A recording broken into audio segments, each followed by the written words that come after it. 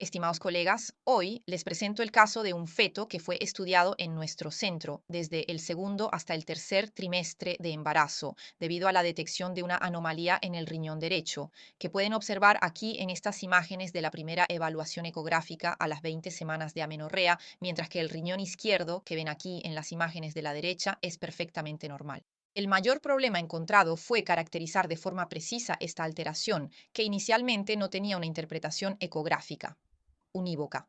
Y básicamente las dos sospechas fueron un diagnóstico diferencial entre un quiste renal simple y una displasia renal focal. El quiste renal simple es muy raro en la etapa prenatal, pero es una anomalía renal común en adultos. Se caracteriza en la ecografía por una formación anecoica de bordes regulares, paredes delgadas y sin septos internos, sin vascularización en el Doppler color. El otro riñón suele estar indemne y normalmente es unilateral. Sin embargo, el diagnóstico suele ser de exclusión, por lo que es clave evaluar la evolución con el tiempo. Normalmente puede experimentar una reducción hasta casi desaparecer por completo. Difícilmente tiende a aumentar de tamaño, por lo tanto, el pronóstico suele ser excelente. La displasia renal parcial focal es una variante del riñón multicístico displásico, donde el área displásica afecta solo una parte del riñón y se debe a una interacción alterada entre la yema ureteral y el blastema metanéfrico. Etiológicamente, en la mayoría de los casos, se trata de una condición esporádica. Raramente se asocia a síndromes malformativos renales relacionadas con alteraciones en las vías de la nefrogénesis.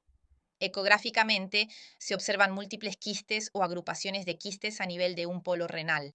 El parénquima circundante, que rara vez está completamente indemne, en la mayoría de los casos presenta un aspecto bastante heterogéneo y una interfaz visiblemente alterada entre la región cortical y la medular, lo cual suele observarse claramente. Además, se evalúa cuidadosamente el riñón contralateral, que en ocasiones también puede verse afectado por la alteración. En este caso, el pronóstico es variable, depende de la extensión del área displásica, que puede aumentar o reducirse con el tiempo, así como de la cantidad de parénquima indemne y de la funcionalidad del riñón contralateral. En el caso específico que se está analizando, la primera evaluación realizada a las 20 semanas de amenorrea mostraba un riñón derecho en el que efectivamente había una zona afectada por varias formaciones quísticas que aquí fueron evaluadas desde el punto de vista dimensional, con un parénquima restante parcialmente de aspecto igualmente dismórfico y perecogénico, con una zona que en cambio parecía indemne. Pero dada obviamente la variabilidad del aspecto ecográfico, en este punto no era posible establecer un diagnóstico definitivo. Esta es una tabla que resume las principales características para el diagnóstico diferencial entre el quiste renal simple y precisamente la displasia parcial. En el quiste renal simple es único, mientras que en la displasia parcial suelen ser múltiples. El resto del parénquima está indemne en el quiste simple, pero puede verse heterogéneo en la displasia parcial.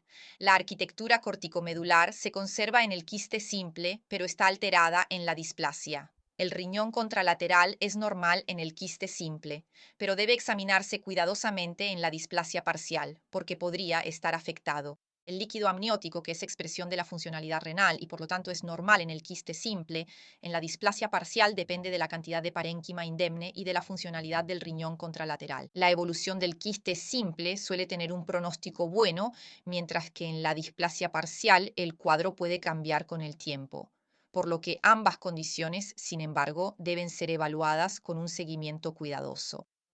En el caso específico que estamos analizando, observamos que la vejiga está normalmente llena y que la cantidad de líquido amniótico también era regular. Por lo tanto, en ese momento, la función renal parecía estar preservada y además garantizada, obviamente, por un riñón izquierdo perfectamente normal. Estas son las imágenes obtenidas en el segundo control ecográfico a las 25 semanas de amenorrea. Se confirma nuevamente que el riñón izquierdo, como podemos observar aquí, es completamente normal en cuanto a forma, tamaño, ubicación y ecoestructura. Mientras que ahora veremos las imágenes del riñón derecho, el cuadro ecográfico ha cambiado considerablemente. De hecho, podemos observar que en comparación con el control anterior, el parénquima renal derecho ahora parece estar afectado por dos formaciones quísticas principalmente, con el resto del parénquima renal aparentemente indemne. Las dos formaciones también han sido evaluadas, digamos, en una exploración coronal y aquí veremos también una evaluación dimensional de las mismas. Ambas presentaban unas dimensiones máximas de aproximadamente unos 10 milímetros de diámetro, con un aspecto claramente anecoico, márgenes regulares y bien definidos, sin septos internos y no vascularizadas al estudio Doppler. También aquí la vejiga está normorrepleta y la cantidad de líquido amniótico es normal. Estas imágenes son las que, en cambio, corresponden a la última evaluación ecográfica realizada durante la 35ª semana de amenorrea en la paciente. El riñón izquierdo se confirma como regular. Han visto la pelvis, las dimensiones y la ecoestructura dentro de la normalidad, mientras que aquí vemos cómo el aspecto del parénquima renal derecho ha cambiado aún más con el tiempo. De hecho, el parénquima parece estar afectado por una única formación quística de bordes regulares y contenido anecoico, que aquí vemos claramente en la exploración coronal, debajo de la cual parece haber un parénquima renal que, al menos desde el punto de vista ecográfico, parecería estar indemne. La formación tiene unas dimensiones máximas de 19 milímetros y por lo tanto en este punto se ha orientado más hacia el diagnóstico más probable de un quiste renal simple, aunque explicando a la paciente que obviamente se trata de un diagnóstico de exclusión y que es fundamental una reevaluación en la época postnatal. Aquí vemos cómo el parénquima renal subyacente también fue evaluado desde un punto de vista dimensional y aparecía dentro de la normalidad. También en este control la vejiga está normalmente llena y la cantidad de líquido amniótico resulta regular. La particularidad de este caso radica precisamente en el hecho de que demuestra cómo algunas condiciones renales lamentablemente no tienen una interpretación ecográfica unívoca y sobre todo cómo el cuadro puede sufrir cambios profundos durante el transcurso de la gestación. Por lo tanto, en estas condiciones, lo que resulta verdaderamente fundamental es un seguimiento ecográfico cuidadoso y constante, que prevea una reevaluación periódica cada 3 o 4 semanas, cuyo objetivo principal es valorar el cambio de la ecoestructura renal, el crecimiento progresivo del órgano, la evaluación detallada de la cantidad de líquido amniótico y del llenado vesical normal como signos directos de una función renal mantenida, la valoración de la presencia de posibles nuevos quistes y obviamente un estudio minucioso y detallado del riñón contralateral, que en este caso siempre había estado indemne.